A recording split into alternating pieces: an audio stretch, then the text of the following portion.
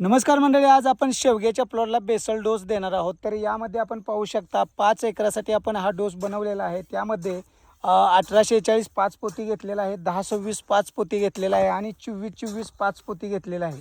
तसेच आपण 8 पोती निंबोळी खत घेतलेलं आहे. त्याच्याबरोबर कॅल्शियम नायट्रेट हे 25-25 किलोच्या 2 बॅग घेतलेत कॅल्शियम नायट्रेटच्या. बोरॉन एक 6 किलो घेतलेला आहे आणि सल्फर 15 किलो घेतलेला आहे.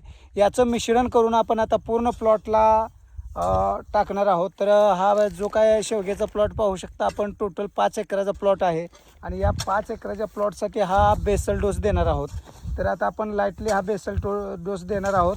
यानंतर पुन्हा एकदा देणार आहोत. सध्या तरी एवढाच बेसल डोस देत आहोत. तर पाहू शकता या पद्धतीने पूर्ण मिश्रण करून आपण आता या बागेला हा बेसल डोस देणार आहोत. त्यानंतर बेसल डोस दिल्यानंतर आपण काय करणार आहे की बाजूला जे काय आपण आधी शेणखत टाकलेलं आहे, शेणखत टाकल्यानंतर हा बेसल डोसही देतो आहे आणि त्यानंतर हे मुजवून घेणार आहे आपण. आता एकतर रेझरच्या साहाय्याने, पॉवर टिलरच्या साहाय्याने किंवा पलटी नांगराच्या साहाय्याने तिन्हीपैकी एका पद्धतीनं हे मुजवून घेणार आहोत.